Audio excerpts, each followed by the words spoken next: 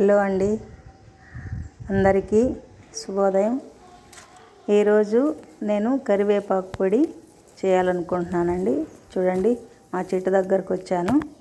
ఎంత పచ్చగా బాగా ఆకు కూడా కాస్త ముదిరింది. అందుకోసమని ఫ్రెష్గా ఉంది, తీసుకెళ్ళి దీన్ని పౌడర్ చేసుకోవాలి. ఈ విధంగా ఆకును బాగా కోసుకున్నానండి. ఇది ఒక 3-4 కట్టలు ఆకు ఉంటుంది. దీన్ని తీసుకెళ్ళి శుభ్రంగా విడివిడిగా తీసుకొని కడిగేసి ఆకుని కాసేపు నీడలో ఆరబెట్టుకోవాలి. దీంట్లో ఎన్నో పోషక పదార్థాలు ఉన్నాయండి, నేను ప్రత్యేకించి చెప్పాల్సిన అవసరం లేదు. ఫుల్లుగా కాల్షియం ఉంటుంది, ఐరన్ ఉంటుంది, మెగ్నీషియం ఉంటుంది, అన్నీ ఉంటాయండి కరివేపాకులో. ముఖ్యంగా హెయిర్స్కి చాలా మంచిది. ఈ విధంగా శుభ్రంగా కడిగి ఆరబెట్టుకున్నాను. ఆకులు కూడా చూడండి, పెద్ద పెద్ద ఆకులు వచ్చాయన్నమాట. ఫ్రెష్గా కడిగి ఈ విధంగా కాసేపు నీడలో ఆరబెట్టుకోవాలి. ఆరబెట్టుకున్న తర్వాత మళ్ళీ కరివేపాకును శుభ్రంగా కడిగి ఆరబెట్టుకున్నాం కదా. ఇప్పుడు దీనికి కావాల్సిన పదార్థాలు చూద్దాం.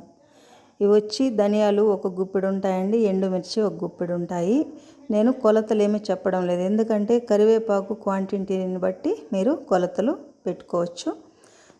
మీరు ఎక్కువ వేసుకుంటే కరివేపాకు ఎక్కువ పెంచుకోండి. కారం ఎక్కువ తినేవాళ్ళు తక్కువ తినేవాళ్ళు ఉంటారు కదండి, దాన్ని బట్టి మీరు వేసుకోండి. ఇవి వచ్చేసి ధనియాలు ఒక గుప్పెడు, ఎండుమిర్చి కొద్దిగా వేసుకోవాలి, మెంతులు, ఎందుకంటే మెంతులు ఎక్కువ వేస్తే చేదు వస్తుంది. తర్వాత ఇవి వచ్చేసి నువ్వులండి. ఇవి ఒక 2-3 స్పూన్లు ఉంటాయి. ఇది వచ్చేసి నిమ్మకాయ సైజ్ అంతా చింతపండు క్లీన్ చేసి ఇలా ఉంచుకోవాలి.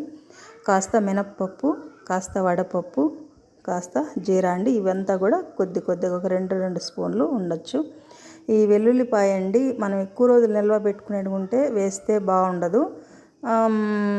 కొద్దిగా తొందరగా వాడేద్దాం అనుకుంటే వెల్లుల్లిపాయలు కూడా వేసుకోవచ్చండి. నేనైతే వేయడం లేదు. ఇది కరివేపాకు. ఇప్పుడు మనం ఇవన్నీ సపరేట్గా ఒకదాని తర్వాత ఒకటి వేయించి పక్కన పెట్టుకుందాం. పెనం పెట్టాం, ఆయిల్ వేసాం. ఆయిల్ వేడయ్యాక వడపప్పు, తర్వాత మినప్పప్పు,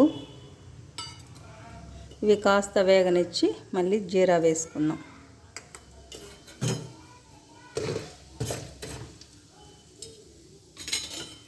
పప్పు, ఇది వడపప్పు కాస్త వేగాయి కదా, ఇందులోని జీలకర్ర వేసేద్దాం. జీలకర్ర తర్వాత ధనియాలు, ఎండుమిర్చి, తర్వాత మెంతులు వేపుకున్నాం. మీడియం ఫ్లేమ్ పెట్టుకోండి, లేదంటే మాడిపోయే అవకాశం ఉంటుంది ఎండుమిర్చి. చివరగా తర్వాత వేసుకుందాం నువ్వులు కూడా తొందరగా వేగిపోతాయి కాబట్టి చివరిలో వేసుకుందాం. ఇప్పుడు అన్నీ వేగిపోయాయండి. ఇప్పుడు చివరిగా నువ్వులు వేసుకునేద్దాం.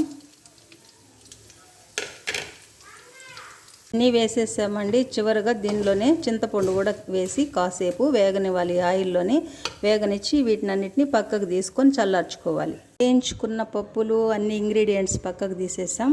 అదే ఆయిల్లోనే కొద్దిగా వేసి కరివేపాకు బాగా క్రిస్పీగా వేయించుకోవాలి. వేయించుకున్న ఇంగ్రీడియంట్స్ అంతా మిక్సీలో వేసుకొని అందులోనే మీ రుచికి సరిపడా సాల్ట్ వేసుకొని, ఇందులో రాళ్ళు ఉప్పు అయితే ఇంకా బాగుంటుంది. ప్రస్తుతానికి రాళ్ళు ఉప్పు నా దగ్గర లేదు, అందుకని సాల్ట్ వేసుకొని మెత్తగా గ్రైండ్ చేసుకోవాలి. పప్పులన్నీ గ్రైండ్ చేసుకునేసాం. ఇందులోనే ఈ ఆకు కూడా కరివేపాకు కూడా వేసి గ్రైండ్ చేసుకోవాలి. ఇది ఇలా క్రిస్పీగా వేగాలన్నమాట, అప్పుడు బాగుంటుంది, కొద్ది రోజులు నిల్వ ఉంటుంది. దీన్ని కూడా ఈ విధంగా మెత్తగా గ్రైండ్ చేసుకోవాలి. అంతేనండి, కరివేపాకు కారప్పొడి రెడీ అయిపోయిందండి. ఇది 3 months దాకా నిల్వ ఉంటుంది. ఇందులో వెల్లుల్లిపాయలు కూడా వేసుకోవచ్చు, ఎక్కువ రోజులు బాగోదు వెల్లుల్లిపాయలు వేస్తే. ఇది అన్నంలోకి కానీ, వేడివేడి అన్నంలో కానీ, ఇడ్లీలోకి కానీ, దోశకి కానీ చాలా బాగుంటుందండి. వేడివేడి అన్నంలో కాస్త నెయ్యి వేసుకుని కానీ తింటే ఇంకా బాగుంటుందండి. మీరు కూడా ఒకసారి ఈ విధంగా నా స్టైల్లో ట్రై చేయండి. మీకు కనుక ఈ కరివేపాకు పొడి నచ్చితే నా ఛానల్ని సబ్స్క్రైబ్ చేసుకోండి. ఓకే అండి, థ్యాంక్ యూ ఫర్ వాచింగ్.